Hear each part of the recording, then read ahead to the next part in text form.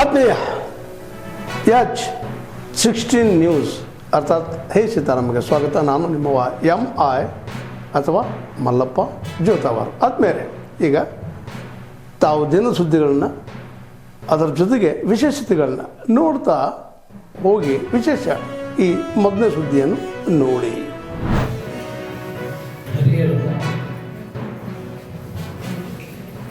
ಈ ಒಂದು ಪುಣ್ಯಕ್ಷೇತ್ರದಲ್ಲಿ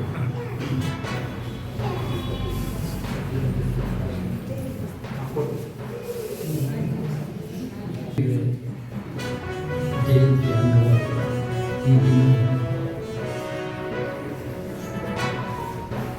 ಎಲ್ಲ ಪೂಜಾ ವಿಧಿವಿಧಾನಗಳನ್ನು ಅನುಸರಿಸಿ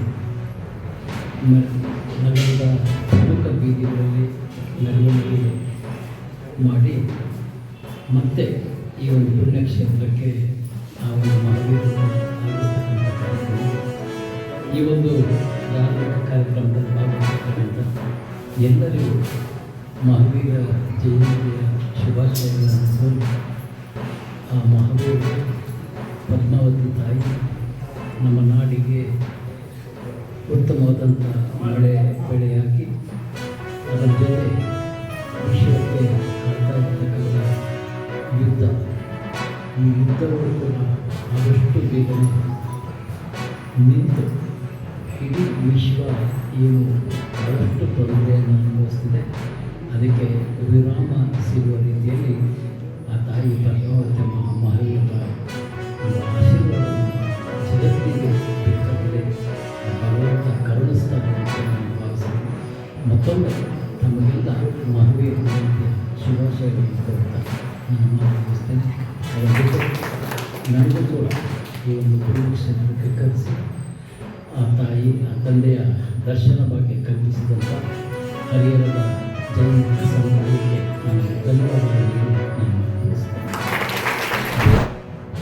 ವಿಶೇಷವಾಗಿ ದಾವಣಗೆರೆ ದಕ್ಷಿಣ ಕ್ಷೇತ್ರದ ಉಪಚುನಾವಣೆ ಕ್ಷೇತ್ರದ ಬಗ್ಗೆ ಮಾತನಾಡೋದಾದರೆ, ಈ ಕ್ಷೇತ್ರದ ಮತದಾರರು ಬದಲಾವಣೆಯನ್ನು ಬಯಸ್ತಾ ಇದ್ದಾರೆ.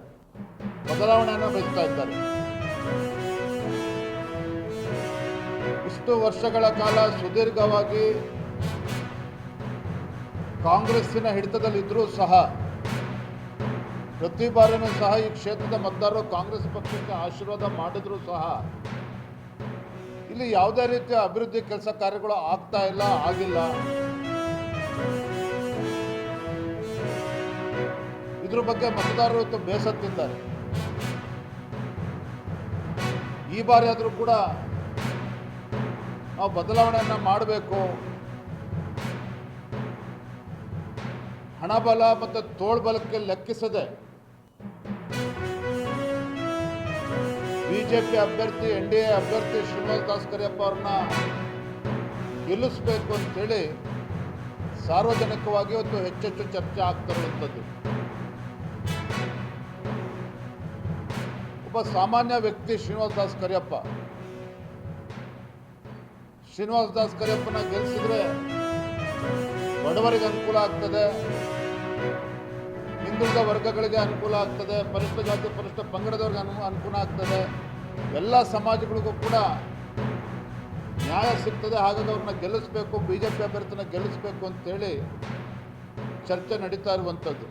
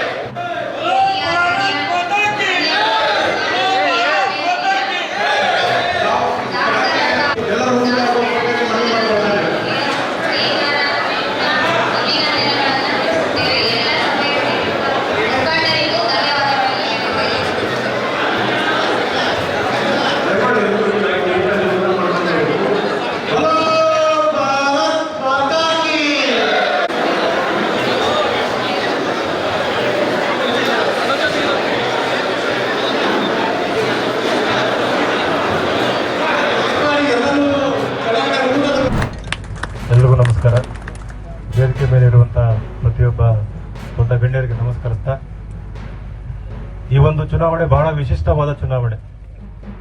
ಇದು ದಾವಣಗೆರೆ ಕ್ಷೇತ್ರದ ಜನರ ಸ್ವಾಭಿಮಾನದ ಚುನಾವಣೆ ಅಂತ ಹೇಳೋದಕ್ಕೆ ಬಯಸ್ತೀನಿ. ನಾನು ಸೈಲೆಂಟಾಗಿ ಈ ಕ್ಷೇತ್ರದಲ್ಲಿ ಓಡಾಡ್ತಾ ಇದ್ದೀನಿ. MP ಎಲೆಕ್ಷನ್ ಆದಾಗಿಂದ 2 ವರ್ಷದಿಂದ ಓಡಾಡ್ತಾ ಇದ್ದೀನಿ. ಜನಗಳು ಒಂದು ಚಾನ್ಸಿಗೆ ಕಾಯ್ತದಾರೆ, ಹೆಂಗಾದ್ರೂ ಮಾಡಿ ಬುದ್ಧಿ ಕಲಿಸ್ಬೇಕು, ಪಾಠ ಕಲಿಸ್ಬೇಕಂತಂದು ಜನ ಸೈಲೆಂಟಾಗಿ ಕಾಯ್ತಿದ್ದಾರೆ. ಆ ಒಂದು ಆಪರ್ಚುನಿಟಿ, ಆ ಒಂದು ಚಾನ್ಸ್ ಈ ಒಂದು ಚುನಾವಣೆಯಲ್ಲಿ ನಮ್ಮೆಲ್ಲರಿಗೆ ಸಿಕ್ಕಿದೆ.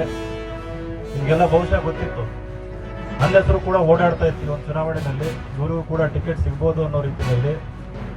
ಆದರೆ ಯಾವಾಗ ನಮ್ಮ ಸಹೋದರ ಶ್ರೀನಿವಾಸ್ ದಾಸರಪ್ಪನವರಿಗೆ ಟಿಕೆಟ್ ಸಿಕ್ತು, ನನಗೆ ಸಿಕ್ಕಷ್ಟು ಸಂತೋಷ ಆಯಿತು. ನನಗೆ ಇಮಿಡಿಯೇಟ್ಲಿ ಫೋನ್ ಮಾಡಿ ಹೇಳಿದೆ, ಅಣ್ಣ ಇಲ್ಲಿ ನಾನೇ ಕ್ಯಾಂಡಿಡೇಟು, ನಾನು ಏನೂ ಅಪೇಕ್ಷೆ ಇಲ್ಲ. ನನಗೆ ಈ ಒಂದು ಕ್ಷೇತ್ರದಲ್ಲಿ ಏನೊಂದು ದುರಾಡಳಿತ ಇದೆ, ಒಂದು ದುರಹಂಕಾರ ಇದೆ, ಅದಕ್ಕೆ ಅಂತ್ಯ ಸಿಗಬೇಕು ಅನ್ನೋದಾದ್ರೆ ನಾವು ಮನೆ ಮನೆಗೆ ಹೋಗ್ಬೇಕು, ಹೋರಾಟ ಮಾಡಬೇಕು. ನಿಮ್ಮಿಂದ ಏನೂ ಬಯಸಲ್ಲ ನಾನು. ಆ ಕೆಲಸ ನಾನು ನನ್ನದೇ ಸ್ವಂತ ಜವಾಬ್ದಾರಿ ಅಂತ ತಗೊಂಡು ಮಾಡ್ತೀನಿ ಅಂತಂದು ನಿನ್ನೆ ರಾತ್ರಿ ಕೂಡ ನಾನು ಕುಕ್ಕವಾಡ ಹದಡಿ ಎಲ್ಲ ಹೋಗಿದ್ದೆ.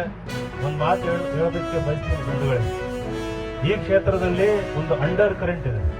ಅಂಡರ್ ಕರೆಂಟ್ ಅಂದ್ರೆ ಒಂದು ಒಳ ಸುಳಿ ಅಂತ ಏನ್ ಹೇಳ್ತೀವಿ, ಆ ಒಂದು ಸುಳಿ ಇದೆ. ಆ ಸುಳಿ ಇವತ್ತು ಕಾಂಗ್ರೆಸ್ ವಿರುದ್ಧ ಇದೆ ಈ ಒಂದು ಕ್ಷೇತ್ರದಲ್ಲಿ. ನಾವು ನಮ್ಮ ಭಿನ್ನಾಭಿಪ್ರಾಯಗಳನ್ನು ಮರೆತು, ನಮ್ಮಲ್ಲಿರುವಂತಹ ಭೇದಗಳನ್ನು ಮರೆತು, ಹಿಂದೆ ಆಗಿರುವಂತಹ ನೋವುಗಳನ್ನೆಲ್ಲ ಮರೆತು, ನಮ್ಮ ಸಿದ್ದೇಶ್ವರ ಸಾಹೇಬರು ಹೇಳಿದಂಗೆ ನಾವೇ ಕ್ಯಾಂಡಿಡೇಟ್ ಅಂತಂದು ಒಂದು ಸಾಮಾಜಿಕ ಜವಾಬ್ದಾರಿ, ಇದು ನಮ್ಮ ನೈತಿಕ ಜವಾಬ್ದಾರಿ ಅಂತಂದು ನಮ್ಮ ಹೆಗಲ ಮೇಲೆ ಒಂದು ಭಾರ ಎತ್ಕೊಂಡು ನಾವೇನಾದ್ರೂ ಚುನಾವಣೆ ಮಾಡಿದ್ರೆ ಶ್ರೀನಿವಾಸ್ ದಾಸರಪ್ಪನವರು 15ರಿಂದ 20 ಸಾವಿರ ಲೀಡಲ್ಲಿ ಈ ಎಲೆಕ್ಷನ್ ಗೆದ್ದೇ ಗೆಲ್ತಾರೆ ಅಂತ ನಾವು ಹೇಳ್ತಿದ್ದೇವೆ. ಹಾಗೇನೆ 28ರಲ್ಲಿ ಬಿಜೆಪಿ ಸ್ವಂತ ಬಲದಿಂದ ಏನಾದ್ರೂ ಅಧಿಕಾರಕ್ಕೆ ಬರಬೇಕು ಅನ್ನೋದಾದ್ರೆ ಈ ಚುನಾವಣೆಯಲ್ಲಿ ಬಿಜೆಪಿ ದಾವಣಗೆರೆ ದಕ್ಷಿಣದಲ್ಲಿ ಗೆಲ್ಲಲೇಬೇಕು ಅನ್ನೋದು ಕೂಡ ಒಂದು ಮಾತನ್ನು ಹೇಳೋದಕ್ಕೆ ಇಷ್ಟಪಡ್ತೀನಿ. ಇದು ದಿಕ್ಸೂಚಿ ಆಗುತ್ತೆ. ಯಾಕಂತಂದ್ರೆ ಇಡೀ ರಾಜ್ಯ ಇವತ್ತು ದಾವಣಗೆರೆ ದಕ್ಷಿಣದಲ್ಲಿ ದಾವಣಗೆರೆ ಜನತೆ ಯಾವ ರೀತಿ ನಿರ್ಧಾರ ಕೊಡ್ತಾರೆ ಅನ್ನೋದನ್ನ ಬಹಳ ಕಾತುರದಿಂದ ಕಾಯ್ತಾ ಇದ್ದಾರೆ. ನಾನು ಅದಕ್ಕೆ ಹೇಳಿದ್ದೆ, ಸ್ವಾಭಿಮಾನದ ಚುನಾವಣೆ ಅಂತಂದು ನಮ್ಮ ಎಲ್ಲಾ ಭಿನ್ನಾಭಿಪ್ರಾಯ ಮರೆತು ಏನಾದ್ರೂ ಈ ಚುನಾವಣೆಯಲ್ಲಿ ನಾವೆಲ್ಲರೂ ಅಭ್ಯರ್ಥಿಗಳು ಅಂತ ನಿಂತು ಏನಾದ್ರೂ ಗೆಲ್ಸಿದ್ದೇ ಆದಲ್ಲಿ ಆ ಒಂದು ಈ ಒಂದು ಚುನಾವಣೆಯ ಒಂದು ಫಲಿತಾಂಶ ಇಡೀ ರಾಜ್ಯದ 224 ಕ್ಷೇತ್ರಗಳು ಕೂಡ ಗಾಳಿ ಬೀಸುತ್ತಿದೆ. ಆ ಒಂದು ಅವಕಾಶ ನಮ್ಮೆದುರಿಗಿದೆ. ನಾವೆಲ್ಲರೂ ಅದನ್ನ ಸದುಪಯೋಗ ಪಡಿಸೋಣ, ಒಗ್ಗಟ್ಟಾಗಿ ಹೋರಾಟ ಮಾಡಿ ನಮ್ಮ ಜೀವನವನ್ನು ಗೆಲ್ಲಿಸೋಣ ಅಂತ ಹೇಳಿ ನಾನು ಒಂದೆರಡು ಮಾತು ಮುಗಿಸ್ತೀನಿ. ನಮಸ್ಕಾರ. ತಾವೆಲ್ಲ ಇಲ್ಲಿವರೆಗೆ ಸುದ್ದಿಗಳನ್ನು ನೋಡಿದಿರಿ, ಜೊತೆಗೆ ವಿಶೇಷ ಘಟನೆಗಳನ್ನು ಸಹ ನೋಡಿದಿರಿ. ಅದು ನಿಮ್ಗೇನು ಅನ್ನಿಸ್ತು? ನಿಮಗೆ ಲೈಕ್ ಮಾಡಿರಿ, ಶೇರ್ ಮಾಡಿರಿ, ಕಾಮೆಂಟ್ ಮಾಡಿರಿ, ಜೊತೆಗೆ ಸಬ್ಸ್ಕ್ರೈಬ್ ನಿಲ್ಲಿಸ್ಬೇಡ್ರಿ. H16 ನ್ಯೂಸ್ ಅರ್ಥಾತ್ ಈ ಸಿತಾರಾಮ್ ನ್ಯೂಸ್ ಸತ್ಯದ ಕೈಗನ್ನಡಿ ವಂದನೆಗಳು.